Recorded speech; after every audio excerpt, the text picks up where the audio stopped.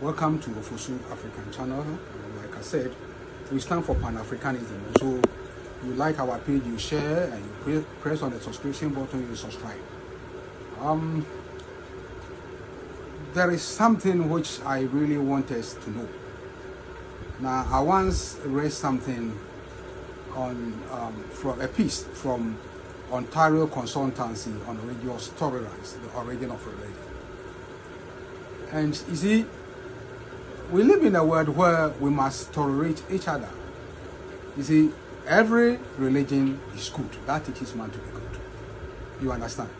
And so I don't know why the African religion should be condemned so much. Now let's look at a story I read, something I read from the Ontario Consultancy on religious tolerance. Let's see how their position religion actually started. You know, academic issues, you realize that now Adam and Eve were not the first people to be created. Now they were not the first human beings. In actual fact, that is established by academic. You know, that was Charles Darwin's theory in his book, The Origin of the Species. You understand?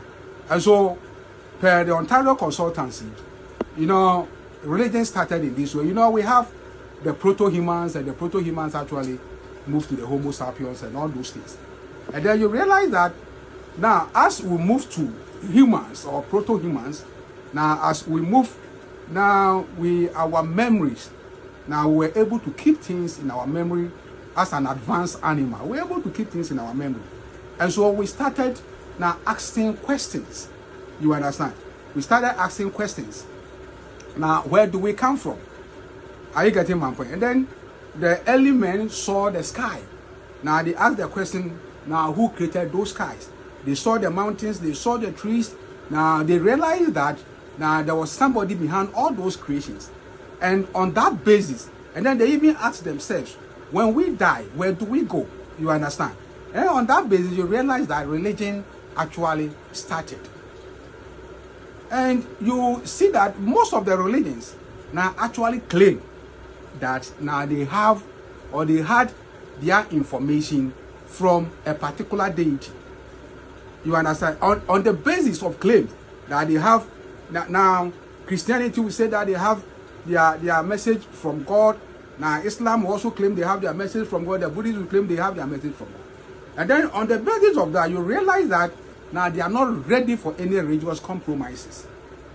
And so you always see the kind of now religious conflict that we have in this world. You understand?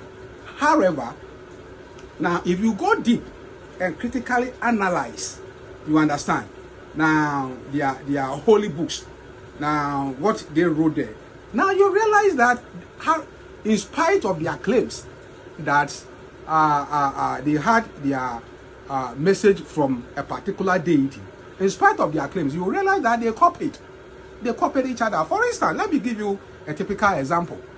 Now, Christianity is saying that now Abraham actually was about to sacrifice his son Isaac to God, and then God in his stead actually pointed a sheep hanging somewhere and said that Abraham should use that one because he has passed the faith test.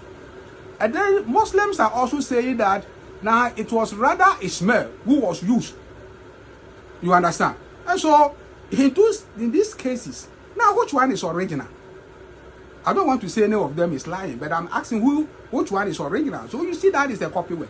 Now, on the case of Jesus Christ, now Jesus died and resurrected, as they claim. And then the claim was that the Spirit of God actually came on Mary, and Mary gave birth to Jesus.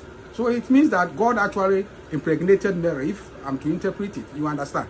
Now, if you go through an Egyptian mythology, Greek mythology, if you go through all those things, now you realize that now there are a whole lot of pagan gods now who have God as their father, and then human beings as their mother. They have God as their spiritual father. You understand? You can talk about Mitra. If you trace my old videos, now you can see the story of Mitra as I have narrated there. Even Hercules, you understand? You can trace the story of Hercules. Now you can trace Osiris of Egypt. Now you can trace Horus of Egypt. You understand? And so there should be an issue of religious tolerance, because in spite of their claims that now they had this thing from deities, you see that they copied each other. You understand? So they should give African religion a break. That is the way God revealed himself to us. We should worship him through deities. You understand? That is what we are doing. African religion is not a polytheistic religion, it's a monotheistic religion. You understand? And so in my next episode, now I'm going to present another condemnation by westernization on African religion, and I'm going to also look at its examples from the Bible itself. You understand, whether they were practicing those things or not. So in my next episode, I'm going to talk about issues of ghost calling, whether even in ancient Israel those practices was there or not. You understand? So thank you, and let's move to our next episode.